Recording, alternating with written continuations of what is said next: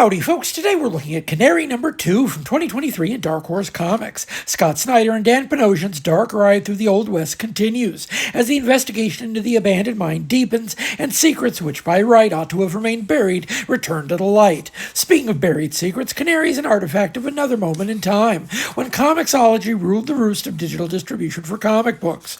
Of course, Comixology is dead now, the app officially retired, 2 years gone, and what remains of the initiative folded into functionality for the Kindle. That's hardly a news story. What has the previous decade shown us but the relentless march of progress, in the form of every good thing online inexorably scuttled or changed for the worse? Our specimen today was the product of a moment of late optimism in the development of the app. Snyder signed a groundbreaking 8-title digital-first deal with Comixology in summer of 2021, and 2.5 years later the app was dead. Snyder wasn't the only such creator to produce original material for the platform, but he's notable for being a big name who brought other big names to the initiative for a number of projects in a number of different genres. There must have been some serious money on the table as well, because Snyder was working with his pick of collaborators, not just Panosian, but folks like Greg Capullo, Francesco Francavilla, and Tula Lotay. We even looked at an issue of Snyder's book with Lotay, Barnstormers, a couple years back, and may yet look at some of the other projects produced as part of the deal.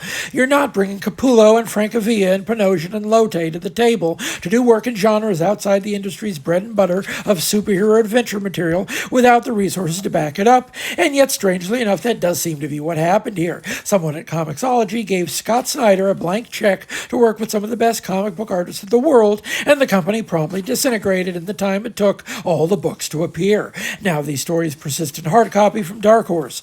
In plain language, I respect Snyder for what he did here. Given the chance to shoot the moon, he chose a series of excellent collaborators, and to all appearances spent no small effort in devising precisely how to crack these artists wide open.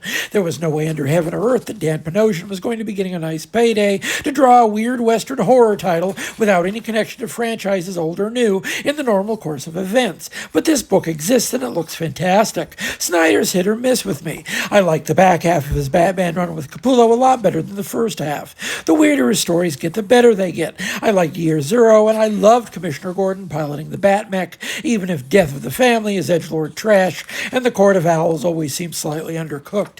There's a lot of weird here in Canary, plenty of gnarly old trees looming under strange, sinister golden skies, and long-dead cannibals with too many teeth in their mouths, waiting to be discovered at the bottom of long-abandoned mine shafts.